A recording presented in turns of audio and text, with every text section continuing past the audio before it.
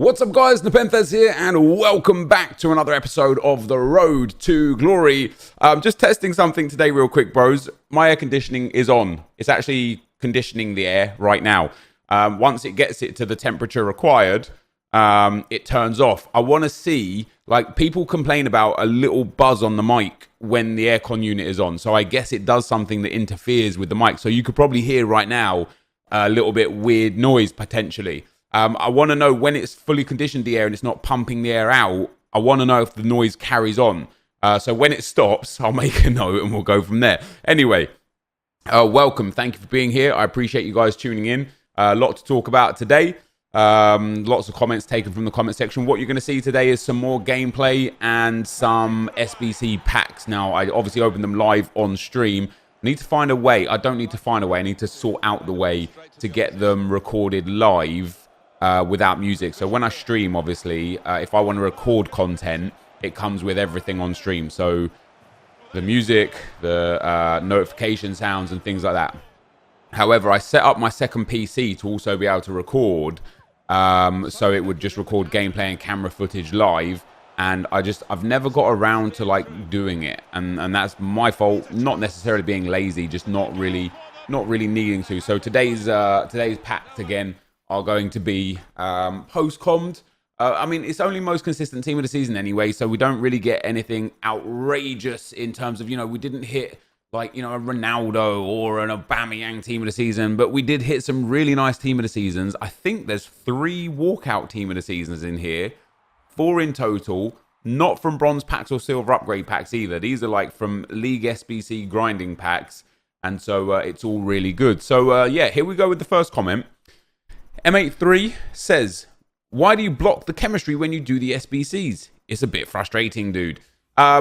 Generally, I don't, actually. You'll notice when I do SBCs on this account that I'm doing them whilst I'm doing them live, my face cam will be the other side. I don't know why people have a fascination with during a live stream. I understand why people might want to see the chemistry. They want to follow it as it goes because then they could give advice on who to change, where to change, what players to get, etc.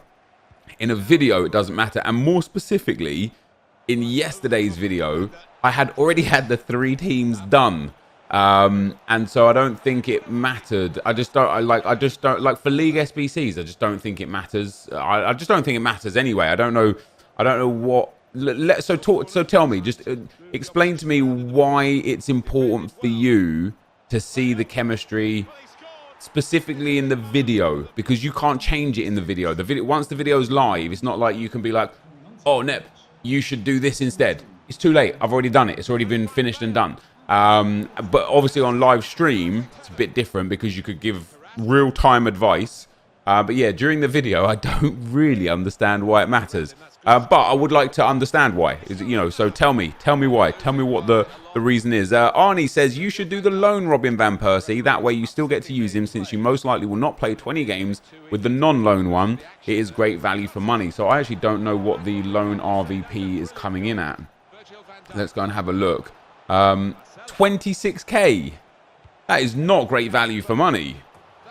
An 83 rated squad. Because of the value of 83s recently, he's actually gone through the roof, which sucks. Now, if we actually go back just a couple of days, if we go back literally just 2 days ago before the SBCs came out yesterday, it would have been 10 or 11k for that RVP for 20 games. And at that point, I'd be like, yeah, 500 coins a game on average. That's not too bad.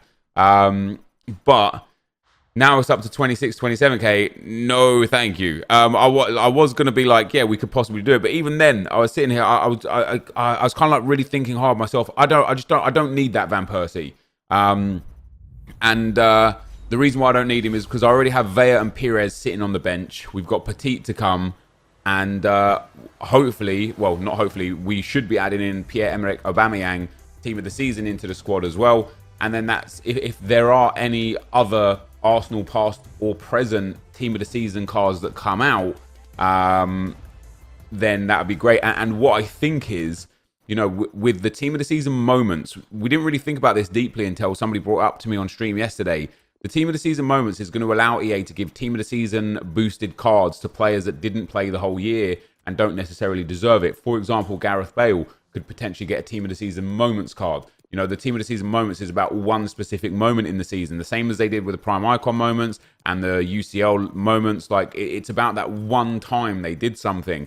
And so with that, I feel like Lacazette is probably going to get a Team of the Season moments card due to the fact that he's had an insane season, but probably not quite a good enough season to deserve a Team of the Season, just because of how many strikers were great this year. So yeah, and on that note, there was something about SBCs to come, but I saw somebody tweet yesterday at me saying, how cool would it be if EA did the Golden Boot SBC a one-time only, but because 3 players won it, you get the player pick at the end, so you get to pick which one you want, as we get NepentheZ there, which is a phenomenal walkout Team of the Season pool. Yeah, so how cool would that be? You know, Golden Boot SBC, 4 segments, for example, make it about 800,000 to 1.2 million coins, and give Aubameyang, Mane, and Salah a player pick thing, and you just get to pick which one you want. I think that would be genuinely incredible. But we've got more to talk about on SBCs for today.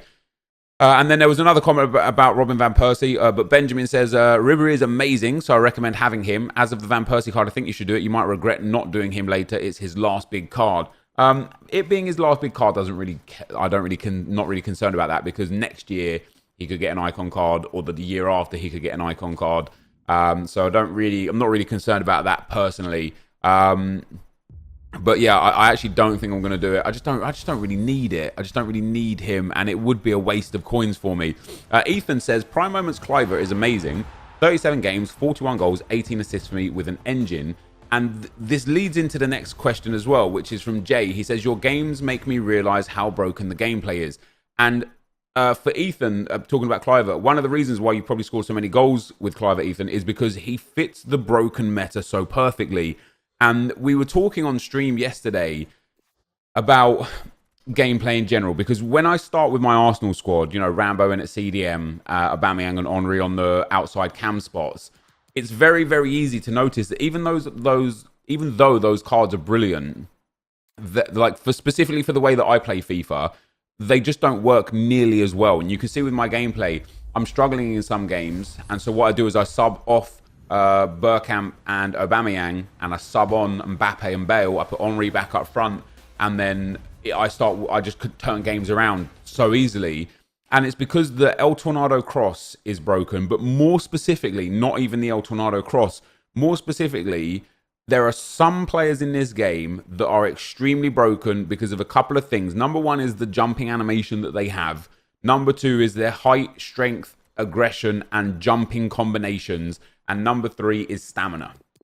And so with someone like Gareth Bale or Patrick Kluivert, which I said to you guys, I think is the closest thing to Cristiano Ronaldo, and Cristiano Ronaldo and the Team of the Year cards, because of their insane physical boosts, these cards are just so broken that if you try doing what I do without them, you probably won't succeed to the level that I succeed. And I started talking about, as I say in stream, like we was talking about how I never come up against people that play like I play. Even at the highest levels of FIFA, I come up like in Division 1, and when I match up against really strong players, I do come up against players that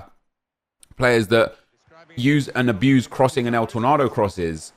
But first of all, they're never nearly as successful as me.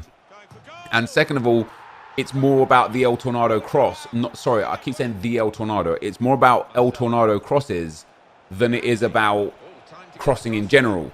And I think that because El Tornado crossing is broken in general, but combining it with that superstar player, I think that makes people kind of just like use it for the sake of it, not because they realize how and what's broken. And so for me, there are some specific players, Gareth Bale, Cristiano Ronaldo, Mbappe, even Neymar, even though he's shorter and doesn't have the, I don't know what his jumping is, but even though he's shorter, and then Prime R9, Ruud Gullit, Socrates. As I say, there are a few, and they're always high-end players that really, really good for it. And what I experienced using Aubameyang and Henry is that Aubameyang, although he's got decent jumping, he's very tall, he's got good heading, and I kept putting the back post crosses to him, a few things were happening. Number one, he wasn't always winning the headers. which was a bit of an issue. And number two is that when he did win the headers, quite often they hit the post. I hit the post a lot with Aubameyang. In fact, I think you saw a goal earlier in this game that hit the post that then got the rebound. And so I couldn't quite, I can't quite put my finger on what causes it to happen. So we started looking in more deeper about the in-game stats. And it turns out that it's I guess it's a combination of a jumping animation. And that took me back to Team of the Year. And Team of the Year, I saw a thread on Reddit, and I can't find it for the life of me anymore, that said the Team of the Year cards, including the nominees, have a different and unique jumping animation compared to regular cards. And so I think that's why the Team of the Year Gareth Bale, Mbappe, Neymar, even David Silva are so strong, is because they just have this very, very unique jumping animation that allows them to jump high. And I think CR7 already had that animation because he is one of those cards at the near post from corners. Nobody scores them like he does. There is not. I've used every player in this game this year.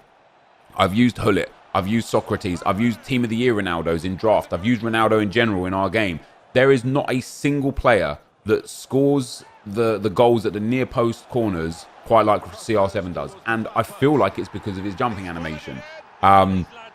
And so when we talk about broken gameplay, you know, Jay saying about how broken gameplay is, and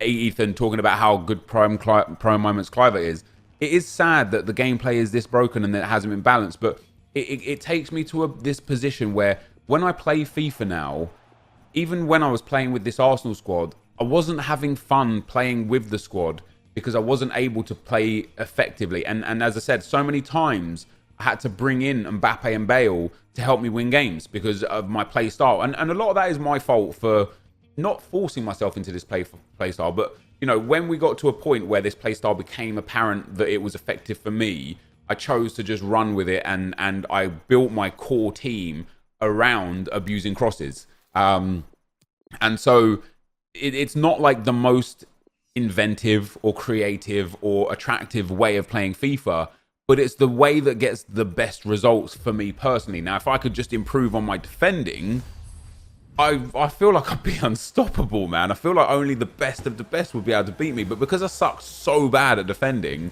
I really, really rely on my attacking and abusive offensive game mechanics to let me win and help me win.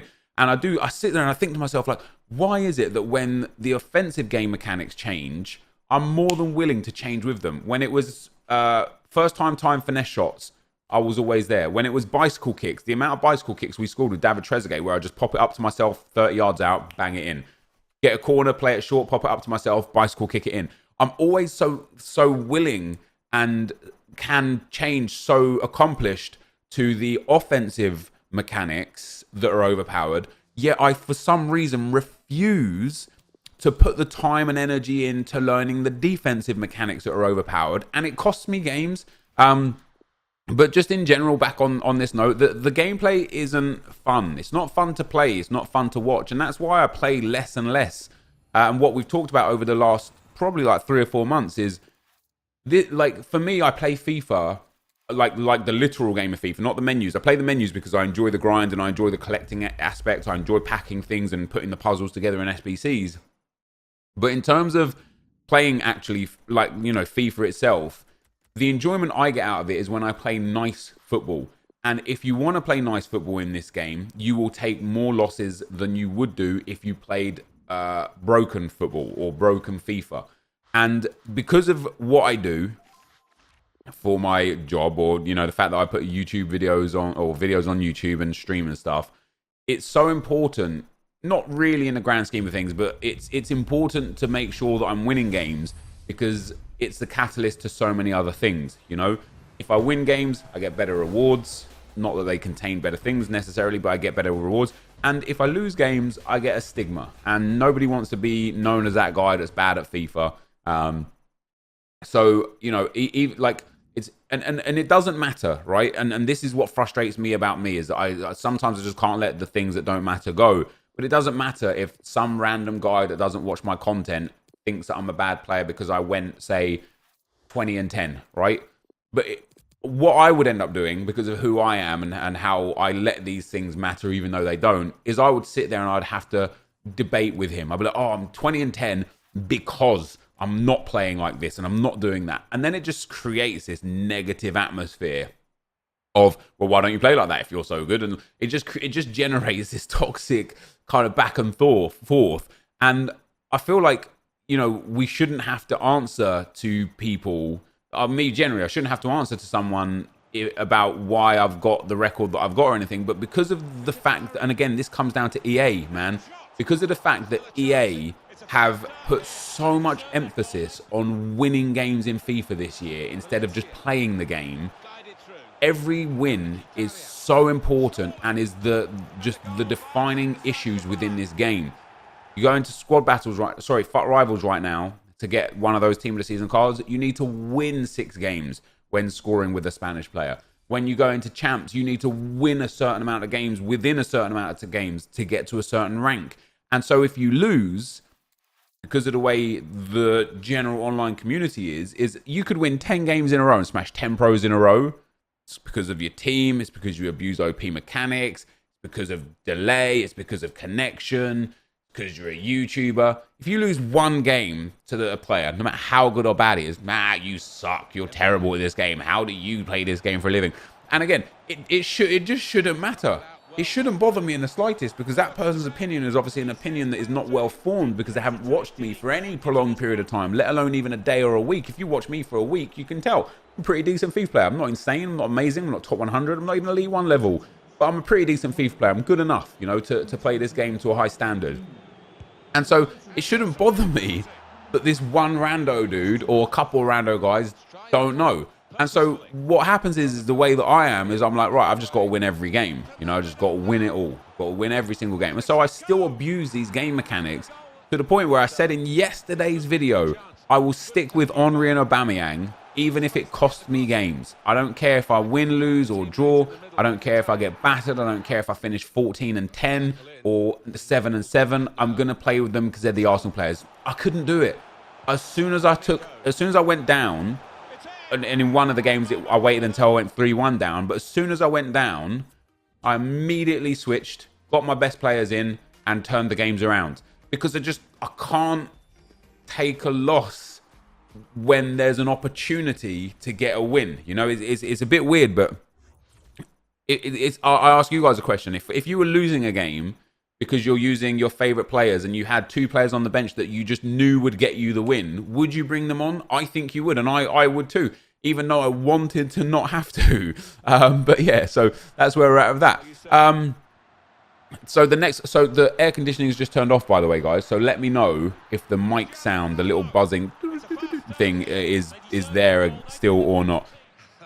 Mini Micros says, Nep, the Prem team of the season is 17th of May. It was inside the Leicester vs Chelsea match program. Apparently it was in all the Premier League match programs. And I tweeted about it. It's so frustrating that we just don't know this through EA. Why haven't EA tweeted, hey guys, the next team of the season is going to be the Premier League team of the season? Just tell us. If it's already out there in the world, just tell us. It's pointless. Honestly, it's pointless. Chiro says, any info about the re-releasing of the most popular SBCs? They did that in 2017. I think they were great. Really looking for that flashback, Ibra. No info about it, dude, but I agree. I agree wholly. SBCs, I was going to talk about SBCs here today. I guess we'll talk about it tomorrow because I've got a lot to say about SBCs and what I would like to see. Not that we will see anything different, but still fun to talk about, isn't it? This game, by the way, I showed this whole clip here, this whole long clip, where I lost possession of the ball there and I played the ball out to Marcelo. If you scroll back and just pause it when you see my power, I was actually aiming down to Mbappe. Mbappe was through. He had beaten the defender. If I know where I aimed it. I aimed it all the way down the side to try and get around the outside. And I'm thinking to myself here, I've got a great counter attack. I've got the advantage. I think it was 3v2 break on. And the ball, for some reason, went backwards to Marcelo, who's marked by a player.